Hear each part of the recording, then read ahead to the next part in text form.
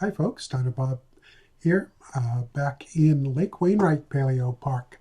You'll have to excuse my voice today. I'm just getting over a bad cold. But I did want to get a jump on the new Ice Age additions, both to the park and to the game. So here we are approaching the Mammoth Step exhibit in the park. And what's in there is the first of two new mammals for the game. Both of them are Pleistocene, the most recent Ice Age, and one of them is right here by the viewing pavilion. It's a Megaloceros, and it's trying to have lunch next to that woolly rhino. You can see the male with the antlers and the female without them in the back there. The nature of the game means the male won't be shedding his antlers, certainly not anytime soon, because of model constraints, as well as the amount of coating that would be necessary to make that kind of stuff happen. But he's still pretty magnificent wandering around out there and doing his a big darn deer thing. This animal is most closely related among living animals to the fallow deer. The way the antlers have the palmate branching is very similar to the fallow deer, but this animal is so much larger. It's not clear to me personally just how big this animal could get. The PK1 is seems to be going for the largest available size estimates. I just happen to have seen a skeleton of one, and it's not quite as big as this guy. But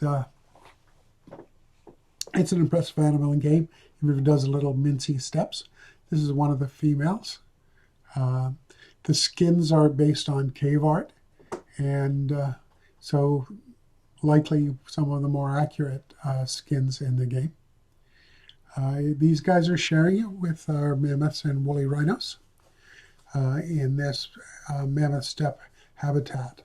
So you may recall, if you were watching the previous Lake Wainwright, there were 3 video screens, and now they are all 3 functional because the Megaloceros is finally here. On our right is the exhibit for the other of the new additions, and this is Ursus Spelaeus, the cave bear. And there he is, waddling through his exhibit. With the recent change to habitat sizes for a lot of animals, Ursus has come out with not wanting a lot of space for his exhibit. I'm not convinced that this is a good size for him. I can fit this stuff in and make the terrain somewhat variable. It just doesn't feel right for a bear, despite having seen actual zoos with big bear exhibits that are actually small in space for their big bears. So this animal is an omnivore and apparently had, in at least some populations, an enormous amount of plants in its diet.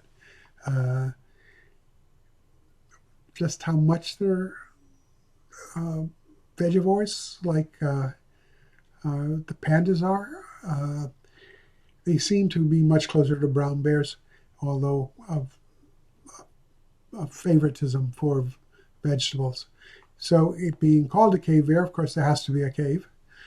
So there is a little cave viewing area, which looks at the denning area for the bear. He's running around in the habitat, of course, and isn't here to have his picture taken. But we do have some pictures of him making his noises, and hope you can hear them, and wandering around the habitat. After I did this, I played a little with the habitat, evening out some of the ground and such, because I was observing him have trouble walking around in some of the places. But, you know, this is the way it is when you get to do things in a rush, which I'm afraid this is a little bit of a video. So part of why it's shorter. Trying to get it out on schedule.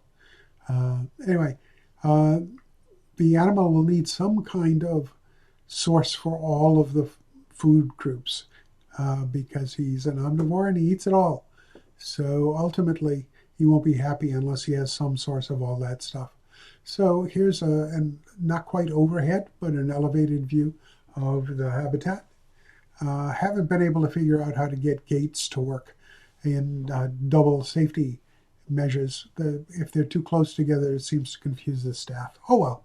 And here's the card overview of Lake Wainwright Park.